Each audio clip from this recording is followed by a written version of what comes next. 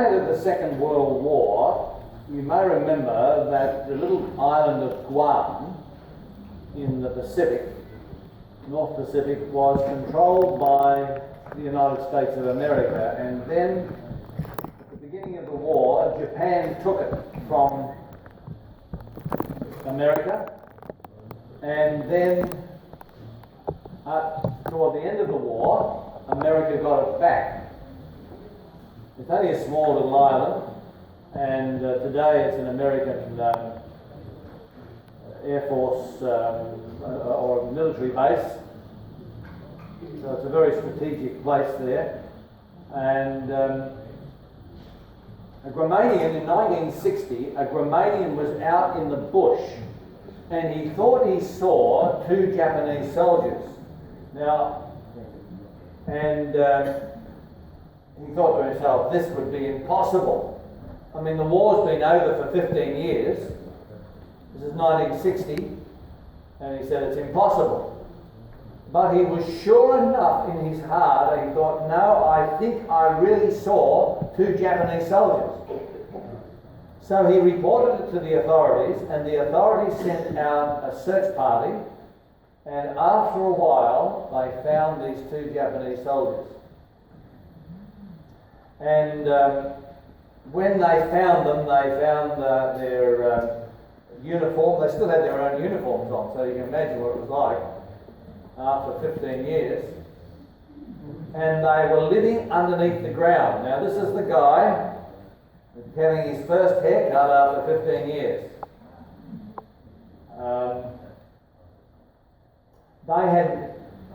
When I visited Guam a couple of years ago, I went and had a look at the spot where they found these 2 Japanese soldiers. It's under the ground. They were living like animals, and they'd lived like that for 15 years.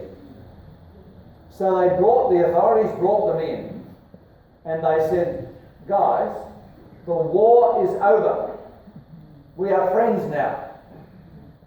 But they wouldn't believe it at all. When you're taught in the army, you never believe what the enemy says.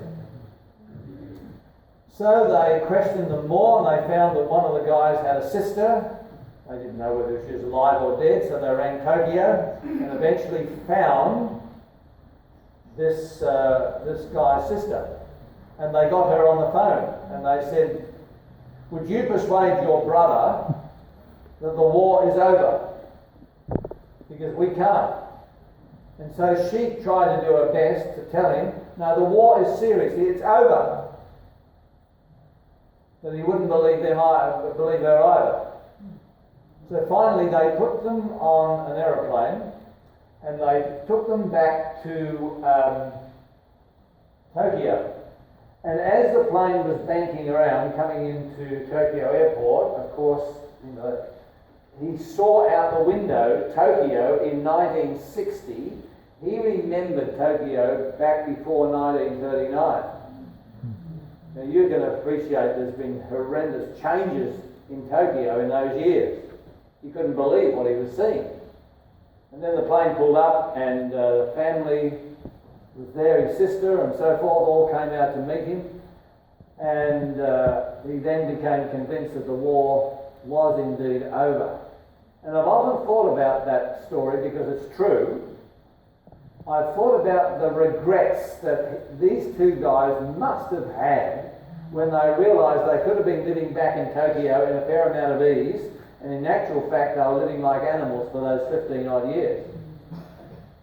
There would be great regrets, I would imagine. And I thought about that as an illustration of mankind today. Most people in the world do not realise that peace has been declared between God and man through Jesus. Most people don't know that. In fact, most people in Australia have no interest in it. And they certainly don't know that God has a message in these last days that's going out to the whole world to get people ready for the coming of Jesus. And I want to read that study with you. Would you open your Bibles to Revelation chapter 14, page 830. Revelation's easy to find, the last book of the Bible. Revelation chapter 14 and verse 6.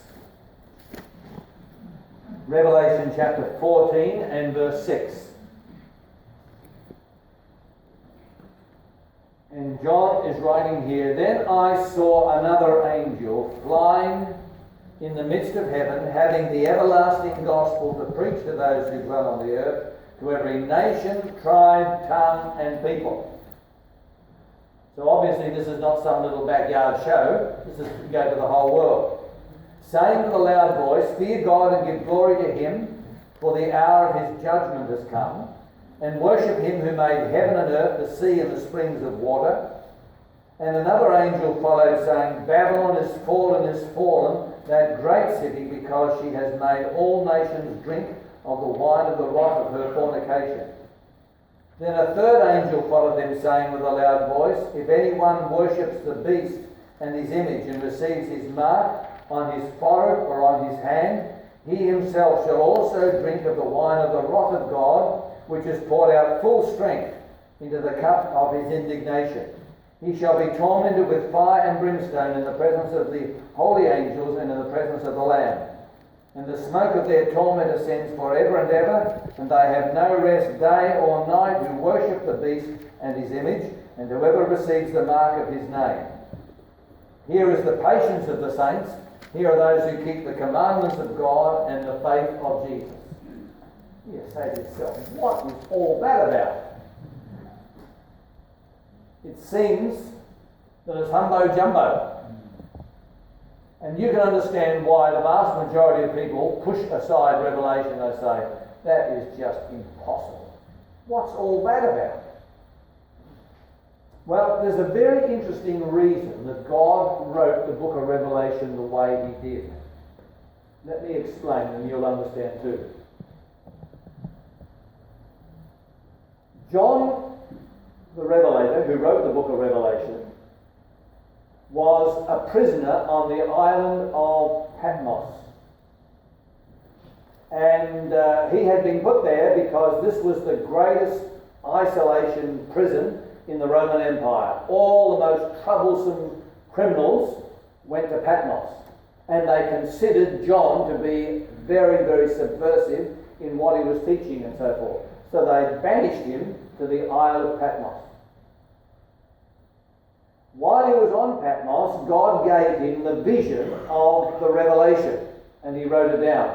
And if you were to read the first chapter, you will find that it's addressed to the 7 churches of Asia: Ephesus, Smyrna, Pergamos, Thyatira, Laodicea, and so forth. There's 7 churches, and the book of Revelation is addressed to those 7. Now, if you're in a top security prison and you write something and you want to get it on the outside, what do you think is going to happen? If you do get it on the outside, what will happen before it gets on the outside?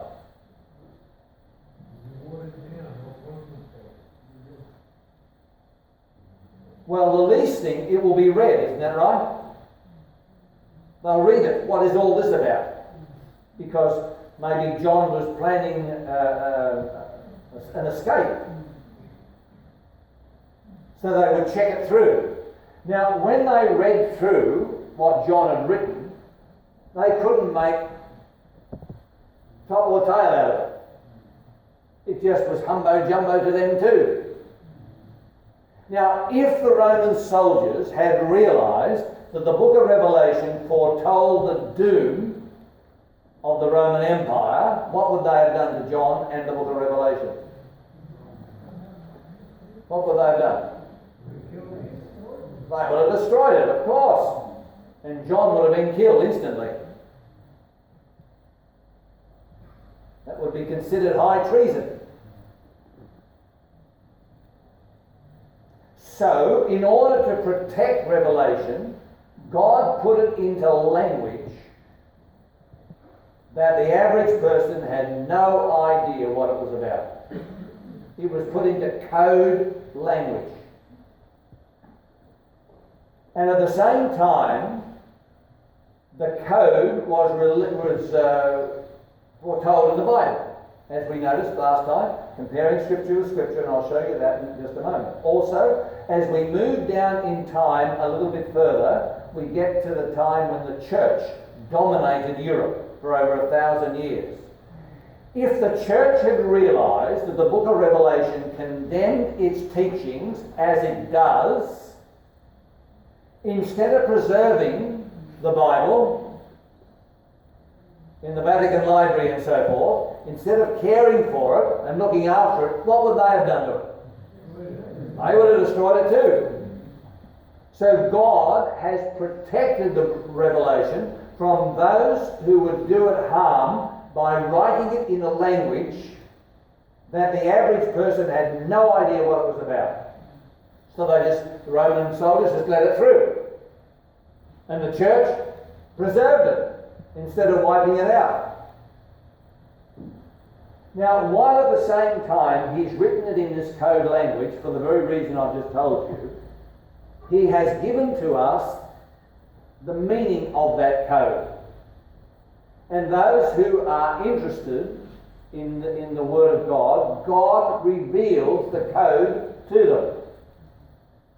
Because the code is contained in the Bible. It's not some secret thing that I've got to tell you about. It's in the Bible. But the average person who is not interested in the Bible wouldn't know that, and they're not interested to find out, so they just let it through. Well, this is harmless, let it through. Now, it's interesting, if you go back to the book of Revelation, chapter 1, that is the very first verse of the very first chapter, 1:1 of Revelation, I want you to notice something that's very interesting about Revelation. And we need to understand this if we're going to study the book of Revelation, as we are going to in the future, carefully. Revelation 1:1 says, the revelation of Jesus Christ, which God gave him to show his servants things which must shortly take place. So the Bible Revelation is telling us that this is prophecy. It's going to tell us what is shortly going to take place. Get the idea? It's not dealing with the past. It's dealing with what's going to take place. Shortly take place. And he sent and signified it. The word signified, what does that come from? There's two English words there. One main one at the beginning. What's the first English word at the beginning? Sign. In other words, Revelation is telling us that right from the very beginning it was given in signs and symbols. Signified. It wasn't written in straightforward language, but it's the revelation of Jesus Christ. This book, of all books in the Bible, every Christian should know off by heart. Because while the Gospels, Matthew, Mark, Luke and John, are about Jesus, the book of Revelation is actually written by Jesus. It's his message to the church that is shortly going to take place from John's day. And then he goes on to say in verse 3, blessed is he who reads. So you're blessed if you read it. And those who hear the words of this prophecy and keep those things. So there's a very special blessing. If you and I will read it, that we will understand, heed it, or hear it, and then keep what's written. They're the three things. Read it, and then secondly, we are to hear it, and then we are to obey it. And remember, every chapter, every verse in this book comes from Jesus. It's not about strange things, although there are some strange things in the book of Revelation. But that's not the centerpiece of Revelation. The centerpiece of Revelation is a revelation of Jesus. And that's why every Christian ought to understand the book of Revelation and ought to make sure they understand it. And as I said, the sad thing is that I find the vast majority of even people who go to church regularly hardly study or understand anything about Revelation. And yet God has given to us this book so that we can understand and prepare ourselves for the second coming. Now, let's go back to Revelation chapter 14. again, if you wouldn't mind. Just come back where we started. And there are three messages here given. They're given under the symbol of three angels. In fact, some folk refer to this as the three angels' messages. And that's a correct term, because they're given under the symbol of three angels. Now, I think that if John was writing today, he may use a different symbolism rather than angels. For example, back in those days, a message that had to go to every nation, kindred, tongue in the world, in other words, a complete message around the world, the only way that John could ever understand that would be an angel, because an angel can fly. You know, they'd never heard of aeroplanes and rockets and internet and things like that.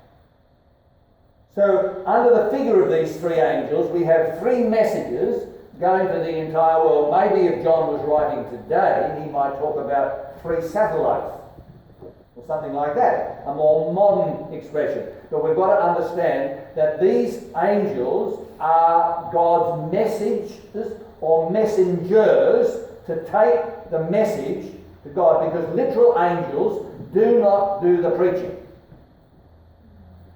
They could, I mean, if God had selected them, that would be fine, but God hasn't selected angels to do the preaching. He selected mankind. But under the figure or the symbol of an angel, a message, three messages in fact, are going to go to every nation, kindred, tongue and people. In other words, this is going to be a worldwide message. And the word angel in the Greek simply means message or messenger. That's what angels are. They're messengers. Take God's message. So, three angels' messages. Three angels taking a message to every nation, kindred, tongue and people. That means it would include Australia. Is that right? Yes. And it includes every other spot in the world. There is no spot in the world where these three messages are not being preached, because they've got to be preached. They're God's message. And the Bible is saying these three mighty messages. Now, it's interesting that before Jesus came the first time, I'm talking when he was born, a babe in Bethlehem, God had his messenger or angel to prepare the then known world for the coming of Jesus the first time. Let me read that to you. Come back to the book of Matthew. Matthew chapter 13. I'll just read you here an explanation of the harvest, because as soon as these three messages go to the world, John sees the angel coming with a sickle in his hand, ready to reap the harvest of the earth. It says that in Revelation 14. And Matthew chapter 13 explains to us what the harvest represents. Matthew chapter 13 and verse 38, isn't it? 36. Alright, verse 38 says, "The field is the world, the good seeds are the sons of the kingdom, but the tares are the sons of the wicked one." You'll be familiar with the story. "The enemy who sowed them is the devil. The harvest is what? The end of the world."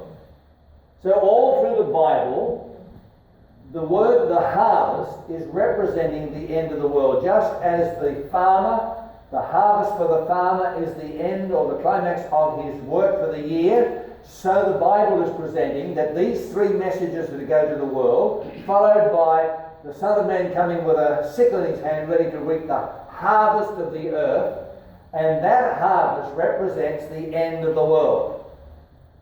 And that's when the sheep are divided from the goats, the wheat is divided from the tares, when that harvest takes place. And so these three messages prepare the world for the harvest, which is the return of Jesus, the second coming. That's the purpose of these three messages. Is to get every nation, kindred, tongue and people ready for the coming of Jesus. It is the last message that goes to the world before Jesus returns. And just as God had John the Baptist to prepare the world for the coming of Jesus the first time, so God has his messengers to prepare our world, our day, for his return. Let me read you over in Malachi about John the Baptist. Malachi, by the way, is the last book of the Old Testament just before Matthew. So if you've got Matthew, just go back and to the beginning, and then you'll come to the last book of the Old Testament called Malachi. Malachi chapter 3 and verse 1. It says this, "Behold, I send my messenger, and he will prepare the way before me." So here is a prophecy in the book of Malachi saying, my messenger. You'll notice in the Bible it's capital "my," referring to God, my messenger. And he, the purpose of that is that he will prepare the way before me, Jesus. So the purpose of this prophecy in Malachi is saying, there's going to come one person, his purpose will be to prepare the people that are living at that time for the coming of the Messiah. Now, if you come over to Matthew chapter 11, you'll see the fulfillment of this prophecy. Just look at this. And this is, once again, an illustration of how to study the Bible. Look at this. Matthew chapter 11 and verse 10.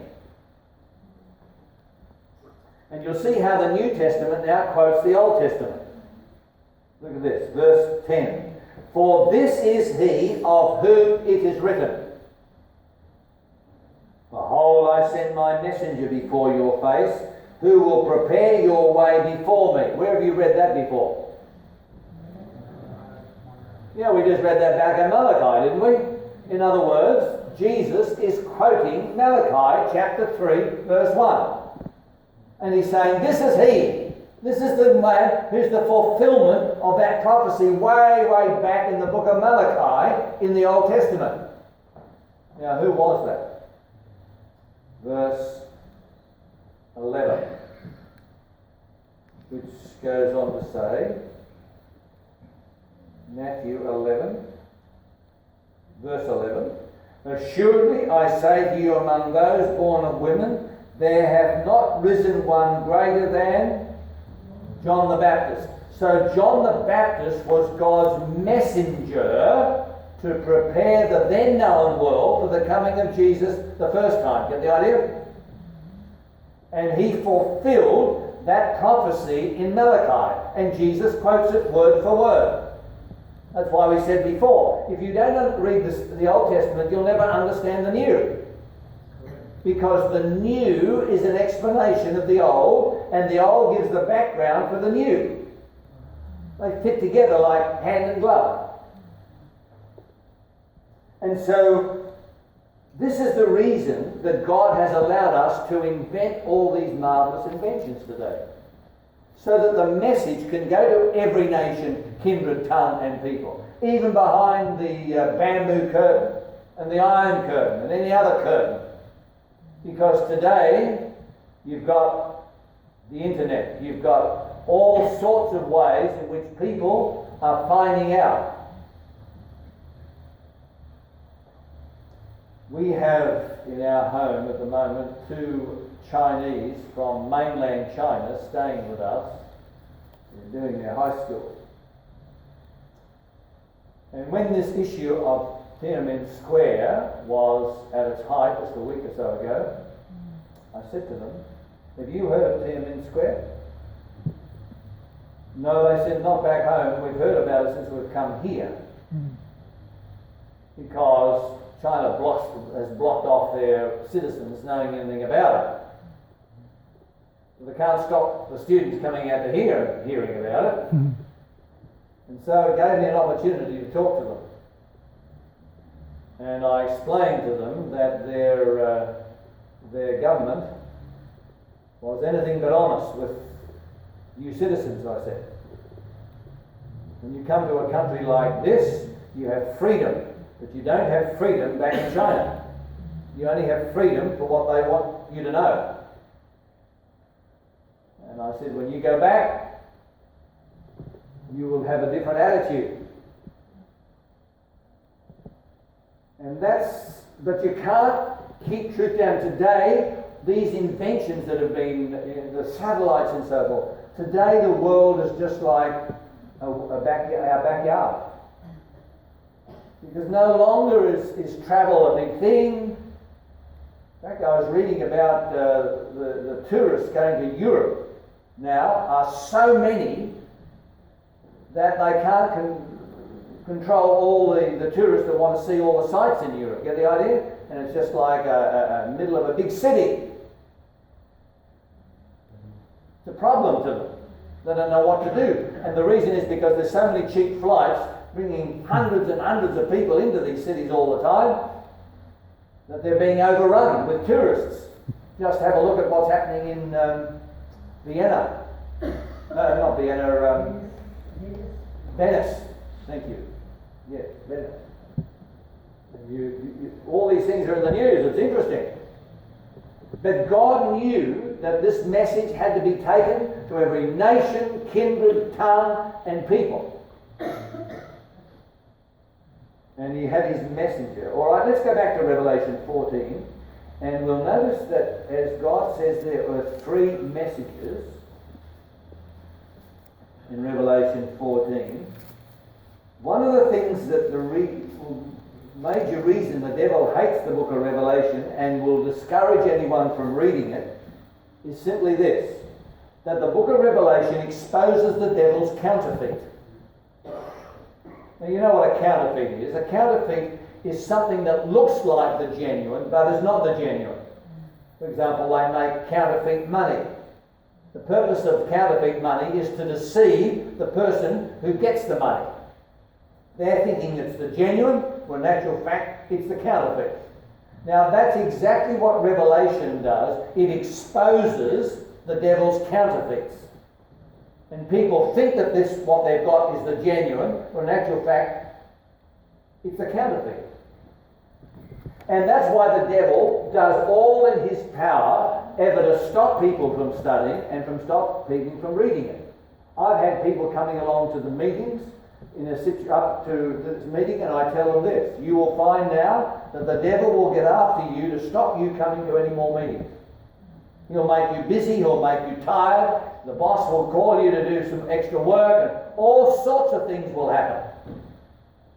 Just to keep you from ever hearing what the book of Revelation says. Because it is Jesus' message. It is to expose the problems and the counterfeits of the last days so that we can make a decision for Christ. And just as God has three messages going to the world, to every nation, kindred, tongue, and people, do you know that the devil has three messages going to the world, every nation, kindred, tongue, and people too? Have a look at Revelation 16 and I'll show it to you. Look. Revelation 16 and verse 13.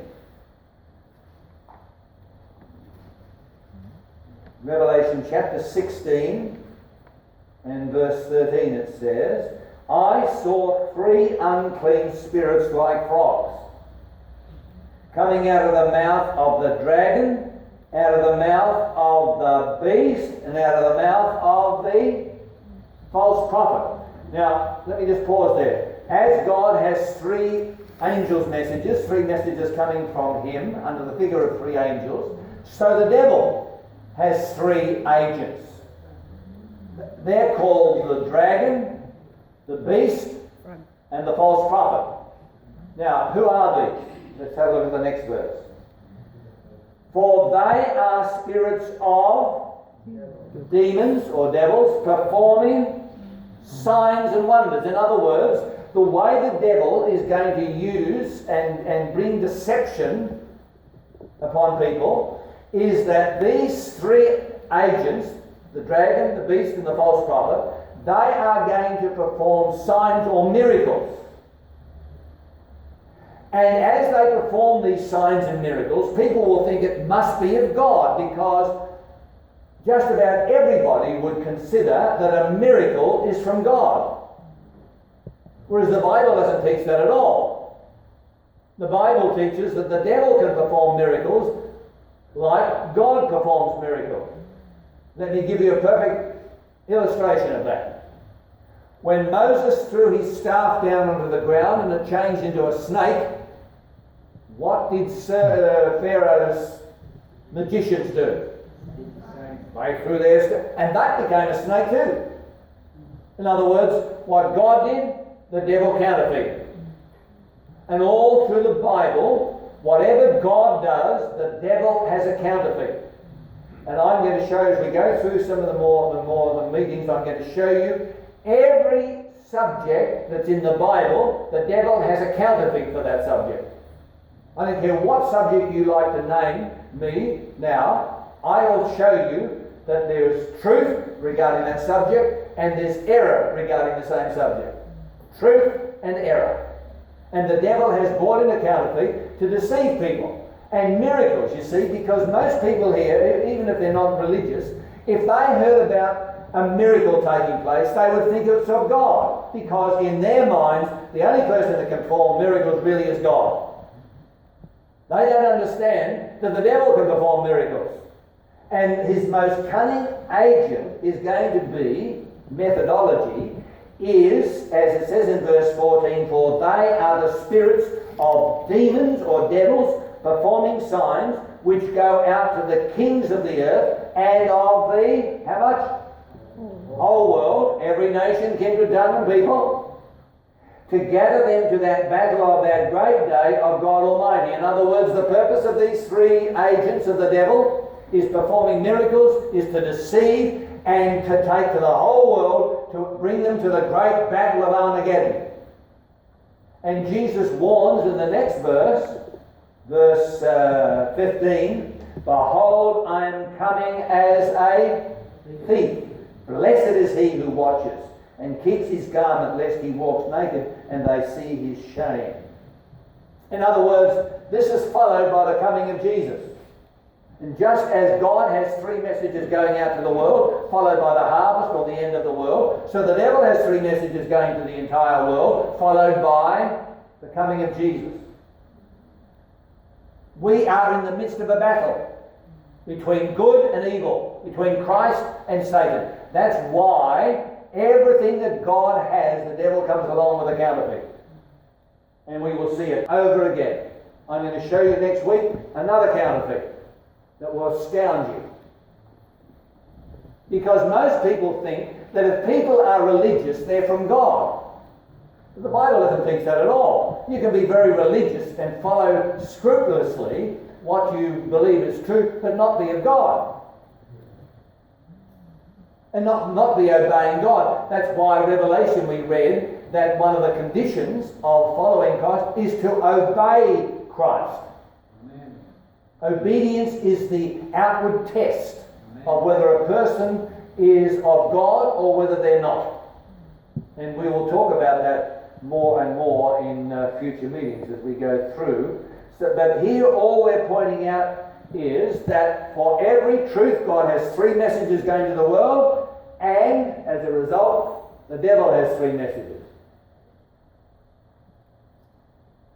And his method is to try to confuse people from following the truth.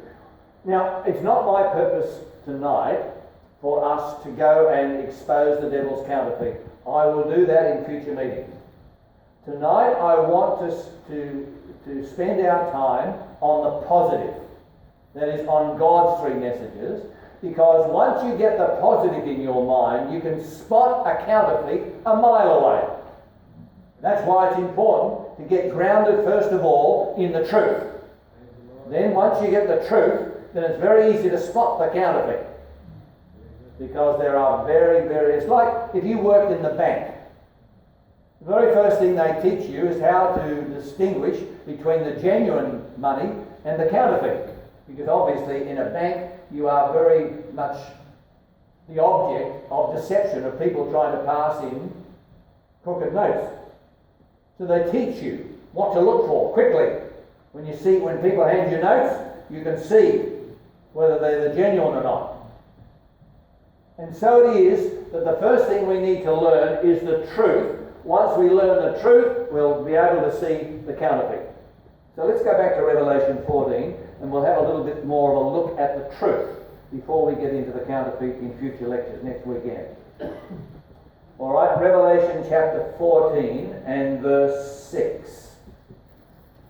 Then I saw another angel flying in the midst of heaven, having the everlasting gospel, to preach to those who dwell on the earth, to every nation, tribe, tongue, and people. In other words, this is not some little backyard show. This is a mighty, big message, because it's to go to every nation, kindred, tongue, and people. And it's the everlasting gospel. It's not some newfangled idea that has been concocted by some queer sect in the last days. This is the everlasting gospel. The gospel has always been true down through the years. The only difference is that it's in the context now of the last days.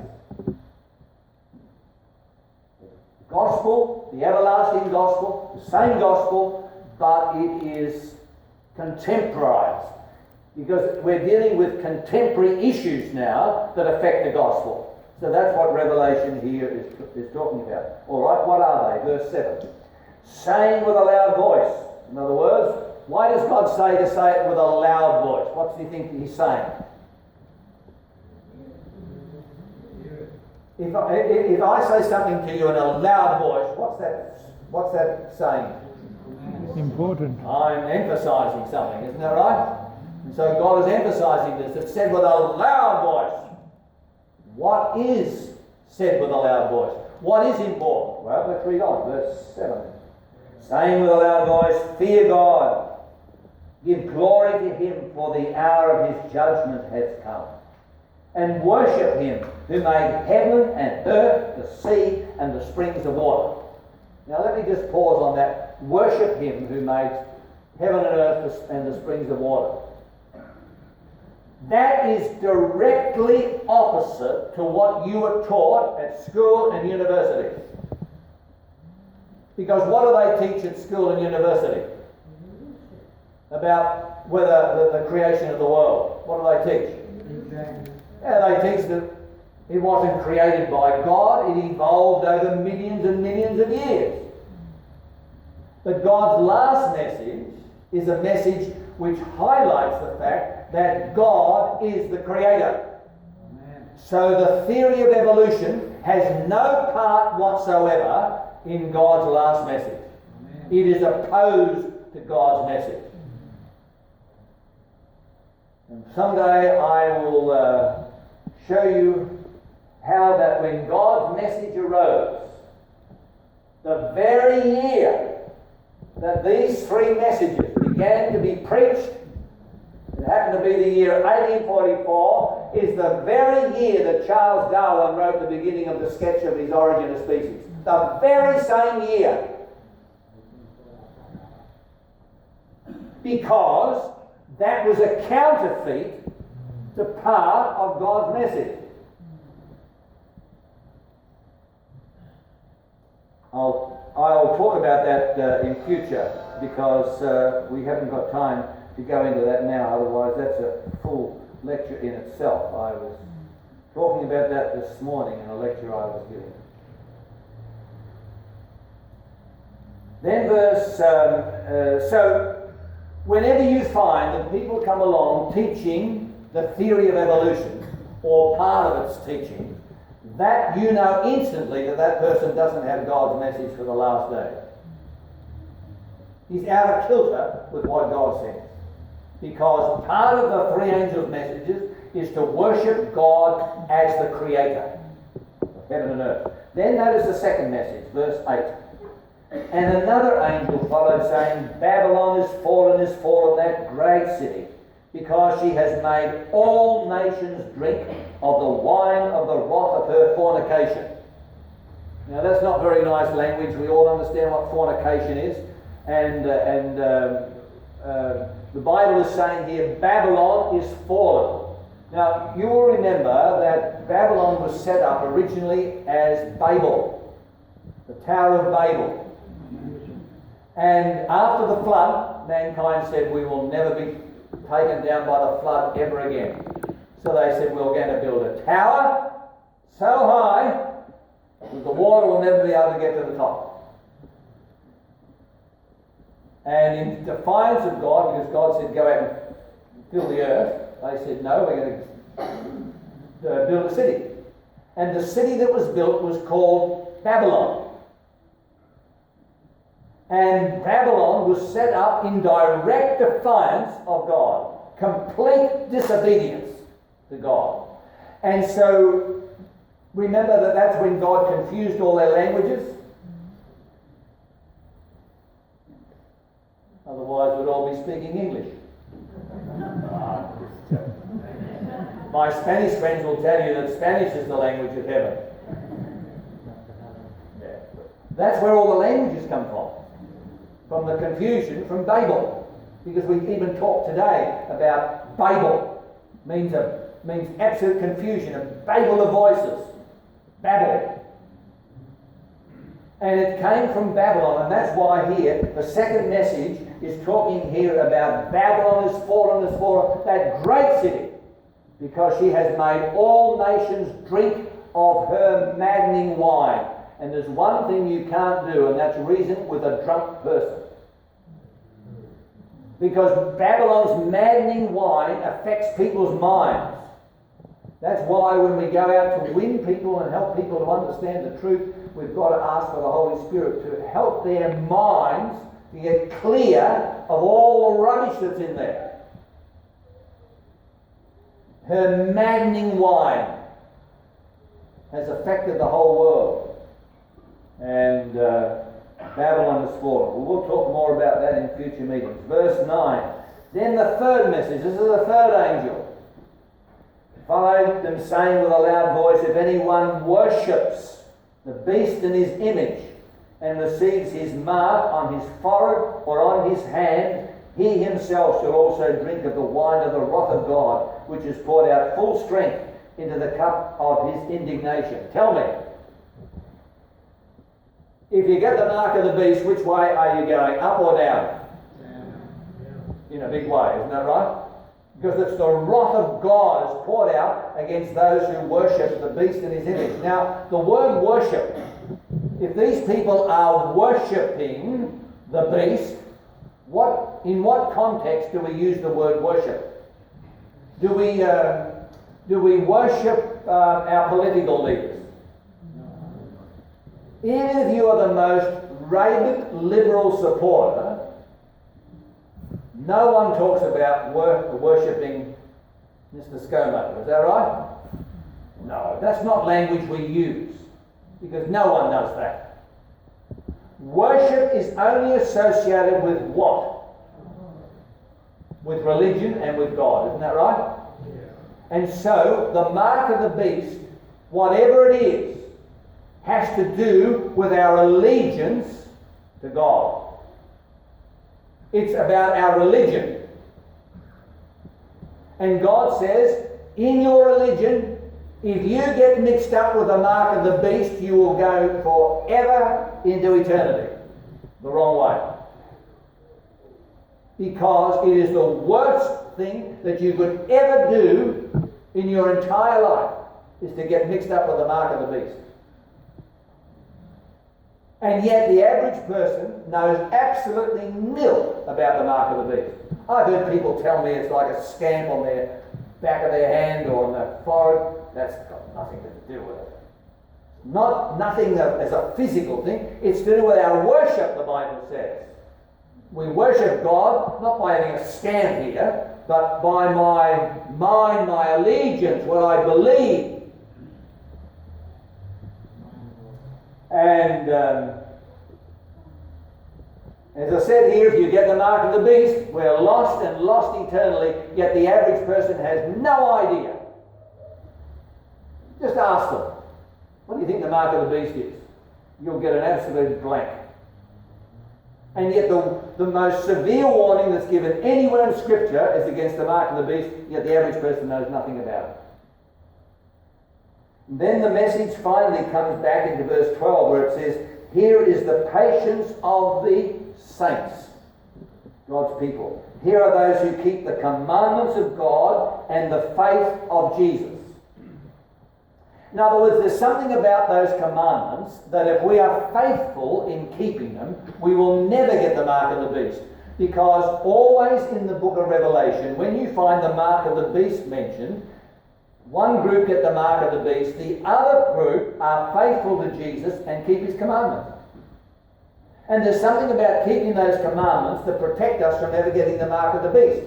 On the other hand, there is something that if we play fast and loose with God's commandments, we will get the mark of the beast. And yet everywhere I go, particularly among Christian circles, I am told over and over and over again that the commandments have been done away with. We don't have to keep the commandments. Some even say you can't keep the commandments. Well, they've obviously never read the Bible properly, because the Bible says, here are those who keep my commandments. And they're the ones who don't get the mark of the beast. And we're going to unfold this in future meetings, because these are all subjects in themselves, the mark of the beast. But we need to lay a platform down, and next weekend we're going to start dealing with that over those commandments. When we deal with the Antichrist. And so these three messages go to the entire world, warning people about these issues that are so important that we understand and that we follow. And to play fast and loose with them will cause us to be lost and lost eternally. You know, everywhere I go, people ask me, well, which church is this? Well, actually, this is far bigger than a church, because God's intention is that every Christian who truly loves him will follow these three messages. They will accept these three messages. And I want to suggest to you that this is vastly more important than that's happening with Mr. Trump or with anyone else in the world. Because this is what is referred to in the Bible as present truth. What do we mean by present truth? There are some things in the Bible that are always true. That Jesus died a complete atoning death on the cross is always true. That Jesus is coming again is always true. That the Bible is God's inspired word is always true. But there are some truths that are only true for a particular period of Earth's history. For example, if I came preaching what Noah preached for 120 years, would that be true now? No, it would not be. It was present truth when Noah lived, but it's not present truth now. Is that right? If I came preaching the same message that John the Baptist preached, would that be true now? No, because Jesus has come as the Lamb that takes away the sins of the world. It was true when John preached it. It was present truth then, but it's not present truth now. These messages are present truth for this time. Amen. They haven't been true in the past. For example, I have read the writings of men like Luther and Knox and Calvin and these other great men who have lived. I have read their writings. I have never read any emphasis in these men's writings that talk about these three messages. Why is that? Is it because those men were not good men? No. Was it? No, they were very good men. Was it because they didn't study their Bibles properly? No. They were giants when it came to the Bible. Why then did these men who led out in so many of the churches that have followed and patterned themselves on these men, why have they not preached this message? Yes, because back in Martin Luther's day, who lived 500 odd years ago, it wasn't present truth to say that Jesus was coming soon. Is that right? The same as Wesley and Knox and Calvin. Good men, but it wasn't present truth for them to preach these three messages. God never gave that enlightenment. In fact, John Calvin who wrote a commentary on every book of the Bible except the book of Revelation. He said, I can't understand it. Because it wasn't due yet. Not because he wasn't a good man, but the message wasn't due. But in these last days, just before Jesus comes back, these three messages are now relevant and are present truth. And that's why, if I read the writings of these men, and they wrote many, many good things, there are many things that are lacking in their writings. Simply because they lived years ago. And if I want to find present truth, I don't go to these men's writings. Because they had truth for their time and they played a part. And we're going to talk about this when we talk about why are there so many different denominations in the world. And I'm going to go through all the churches and we're going to name them. And we'll go through them step by step. But once again, that's another lecture. And the question is asked, are the churches of Christendom preaching this message? Let me illustrate. Some years ago, I was doing a bit of collecting like I usually do for medical missions each year, and I knocked at this lady's door, and when she realised what I represented, she said, why do you come here? Well, I said, I've come to town because I have a message that I want to preach. Well, she said, my minister's preaching it. Well, I said, if I'd realised that, I would have gone somewhere else. Well, she said, you can go because he is. But listen, I said to her, she was a little bit aggressive. I said to her, now, if your minister is preaching it, you will be very clear about it. She said, I'm very clear. Thank you. Well, in doing this work, I always carry a little Bible in my pocket. I got my Bible out and I began to read her about these three angels' messages. And I said to her, what does it mean the hour of God's judgment has come? She just stood there looking at me. Wow, I said, with all due respect to your ministry, he's not making that clear because you don't seem to understand anything about it. Well, I said, surely you get the next one. And I read her about Babylon has fallen, has fallen. What's that all about? I said. Absolute silence. Well, I said, 2 out of 2, he's not making that clear either. But I said, I know he'll be getting the last one because this is the most dreadful warning in the Bible. He'll be getting this one. So I read her about the mark of the beast and I said to the lady, what is the mark of the beast? Absolute silence.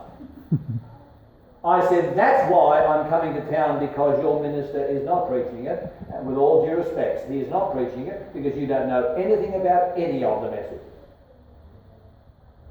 And listen, as God spares us night by night, it's my purpose to go through these three messages step by step. We're going to talk about how to worship God as the Creator next Saturday afternoon. And then we'll go through it step by step. We'll talk about Babylon, we'll talk about the mark of the beast.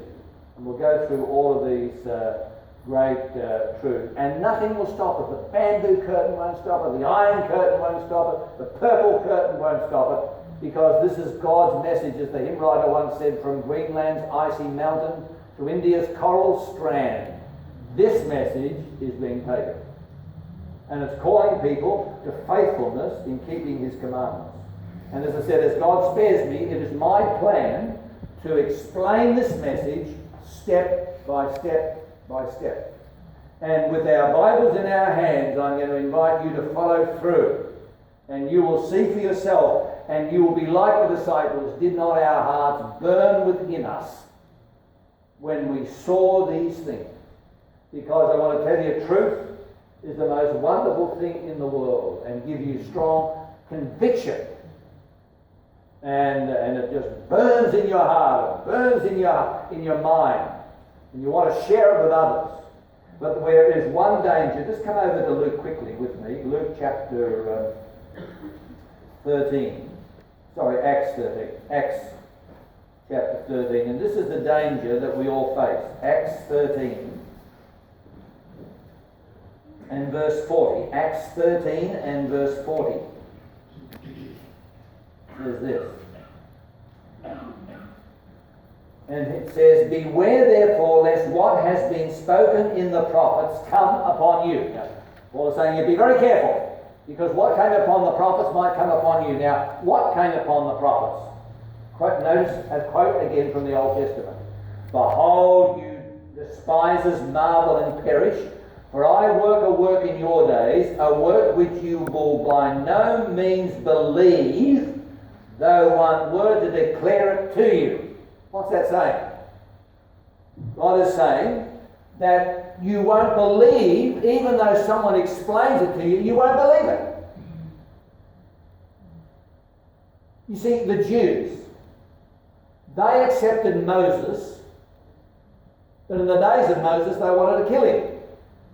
But as time went on, they accepted Moses. Get down to the time of Elijah, they wanted to kill Elijah, but they accepted Moses. Then we get down to the time of Christ, and people accepted Moses and Elijah, but nailed Jesus to the cross. And we come down to our day, and people say they accept Jesus, but they don't accept the message that Jesus gives.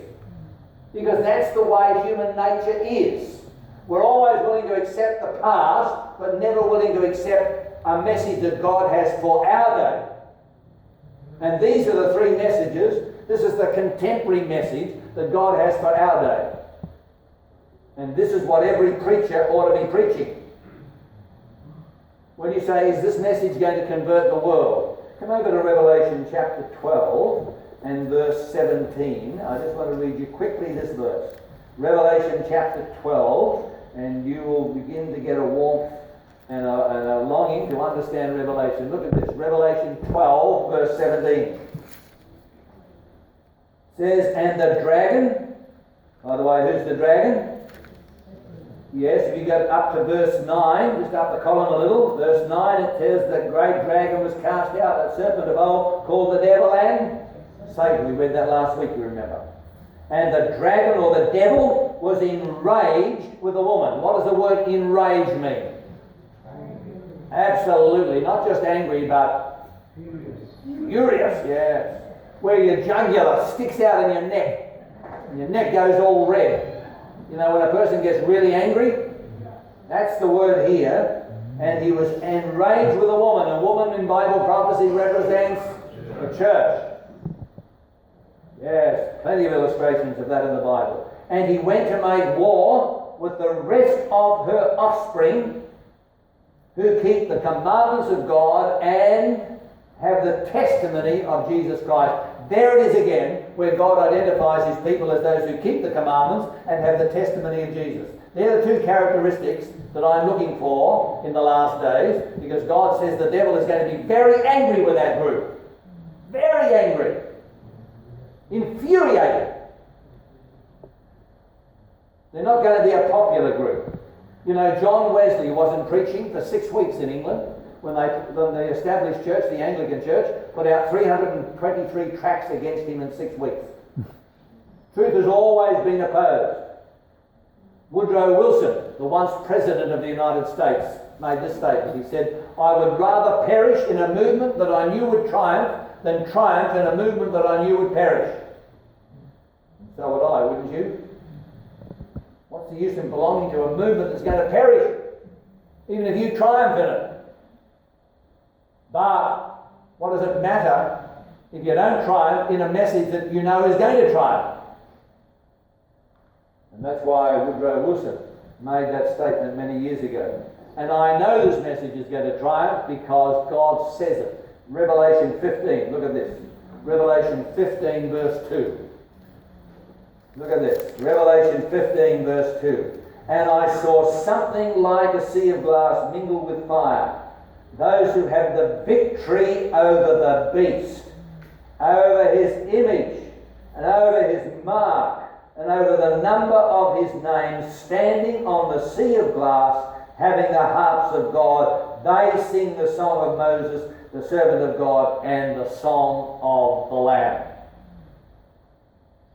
Who's going to sing that song? Those who get the victory over the beast and over his image and over the number of his name. Listen, how could you get the victory over something you know nothing about? Impossible.